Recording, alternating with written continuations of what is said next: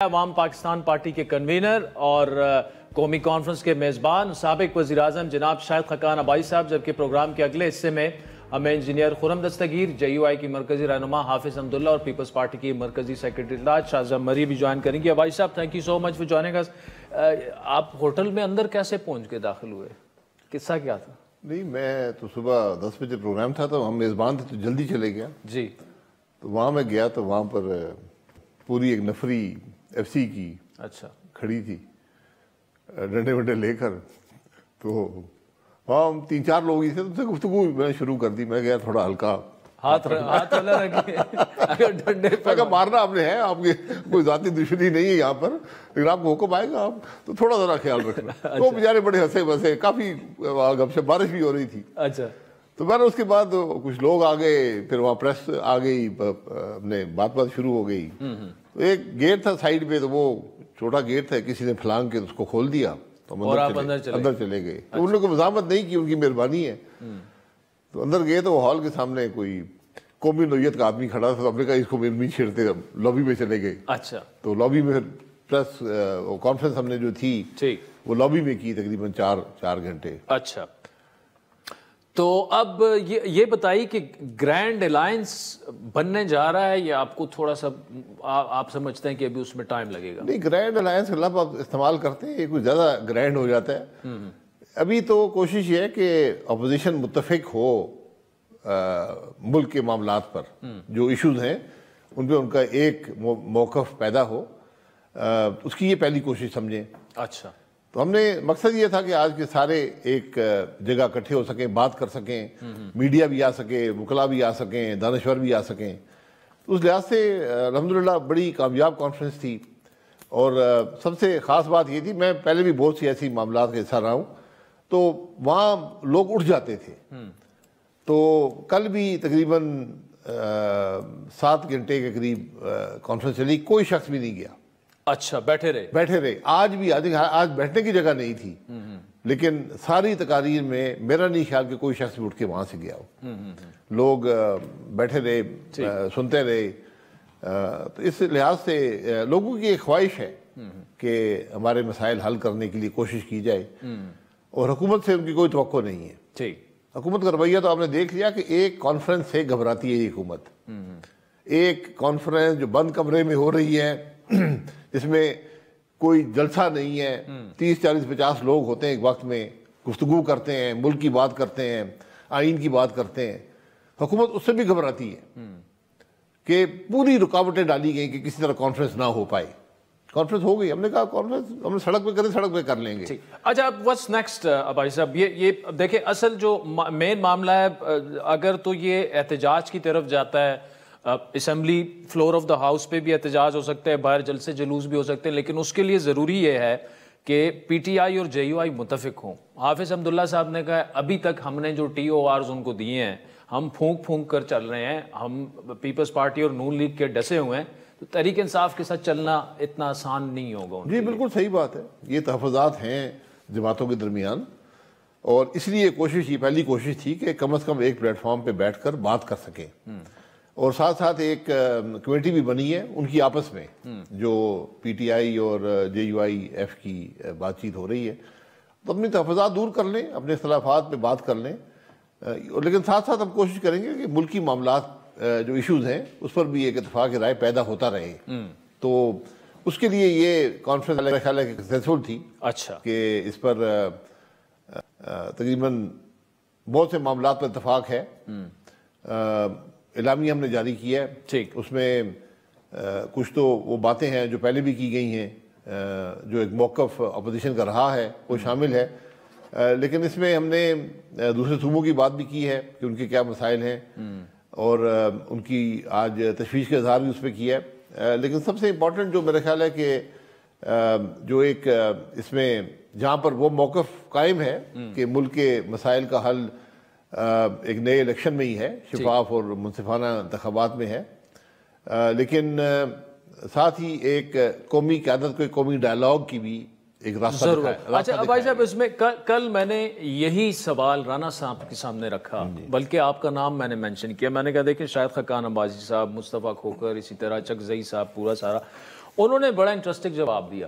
انہوں نے کہا ہے کہ یہ ہماری کامیابی ہو گئی کہ یہ الائنس اگر بن جاتا ہے. اس کی وجہ یہ ہے کہ اس وقت ڈائلاگ کی ضرورت ہے اور پی ٹی آئی کے ساتھ آپ اس طرح سے ڈائلاگ نہیں کر سکتے, وہ سیاسی سوچ ان کی نہیں ہے. تو اگر یہ لوگ سامنے آ جاتے ہیں ہم بالکل ڈائلاگ کے لیے تیار. جی بالکل, دیکھیں پی ٹی آئی بھی شاید اس بات کو سمجھتی ہے اور یہ آج ملک کی ضرورت بھی ہے. لیکن میرا سوال یہ ہے کہ کیا حکومت آج آزاد ہے یہ ڈائلاگ کرنے میں؟ پرابلم یہاں پہ آئے گا. اور کیا عمران خان صاحب اپنا رویہ بدل سکتے ہیں حقیقی طور پر؟ یہ سوالات ہیں, یہ تحفظات ہیں سب کے, کہ آج سب کو اپنی جو اسٹیٹڈ پوزیشنز ہیں اسے تھوڑا پیچھے ہٹنا پڑے گا اور ایک راستہ ڈھونڈنا پڑے گا. میں جو میرا تجربہ ہے اس سیاست میں, آپ کے پاس آپشنز نہیں ہیں. آج یہ واحد آپشن ہے. آج اس ملک سے آپ نے نفاق دور کرنا ہے, آپ نے اتفاق پیدا کرنے کی کوشش کرنی ہے, آپ نے ملک کے ایشوز پر ایک کنسنسس کریٹ کرنا ہے, امپلیمنٹیشن کرنی ہے. بہت غیر معمولی حالات ہیں ملک کے. اچھا, کہ یہ جو آپ بات کر رہے ہیں, کیا آپ پی ٹی آئی کو اس چیز کا اندازہ ہے یا آپ کو ان کو یہ اندازہ اور احساس دلانا پڑا یا دینا پڑے گا ابھی بھی؟ دیکھیں پی ٹی آئی ایک شخص ہے جو جیل میں ہے اور ورکر ہے, ووٹر ہے, سپورٹر ہے. بیچ میں اختیار نہیں ہے کسی کے پاس. یہ اصل معاملہ ہے پی ٹی آئی کا اور یہی پرابلم ہے. یہ ان کی شاید اسٹرینتھ بھی ہے اور یہ ان کی ویکنس بھی ہے.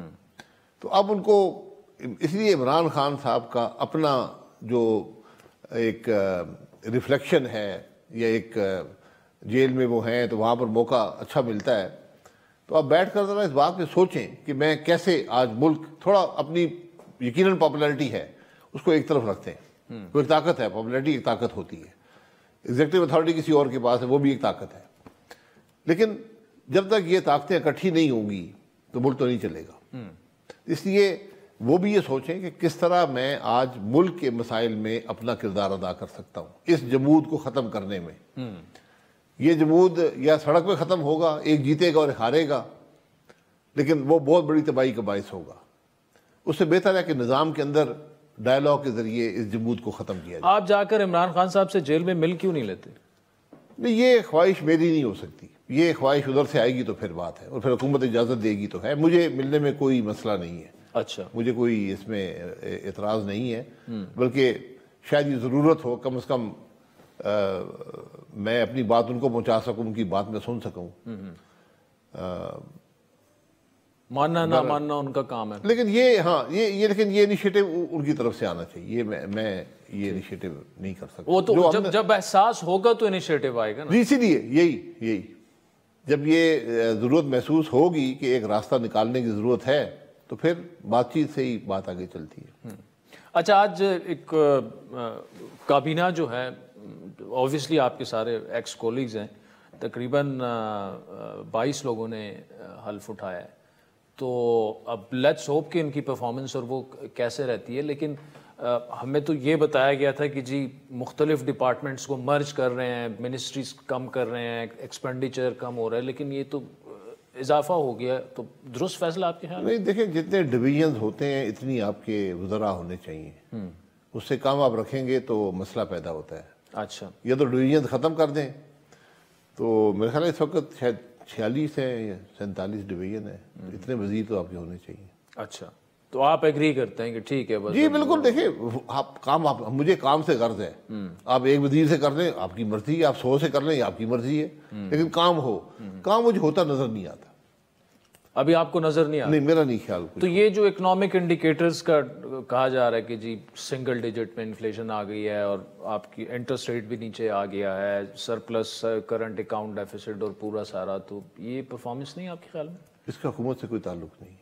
اچھا, حکومت کا تعلق جس بات سے ہے وہ گروتھ کا ریٹ ہے. اصل اس کے بعد گروتھ کی طرف جائیں گے. اصل انڈیکیٹر وہ ہے. اچھا, مطلب ایک چیلنج ہوگا گورنمنٹ. دیکھیں نا, ہم نے ملک دنیا میں تیل کی قیمتیں پاکستان نے کم کی ہیں. وہ تو اوبویسلی ٹھیک ہے نا, تو آپ کی انفلیشن کم ہو گئی. کموڈٹی پرائسز پاکستان نے کم کی ہیں, ہو گیا. تو جب انفلیشن کم ہوگی تو آپ کا پالیسی ریٹ بھی نیچے آ جائے گا. پر بات یہ ہے کہ کیا ملک میں انویسٹمنٹ ہو رہی ہے؟ آج فلائٹ آف کیپٹل ہے ملک سے. थ्रेट ऑफ ह्यूमन रिसोर्स है, आपकी ग्रोथ नेगेटिव है, तो फिर आप क्या मुल्क में क्या हो रहा है? क्या जॉब्स क्रिएट हो रहे हैं?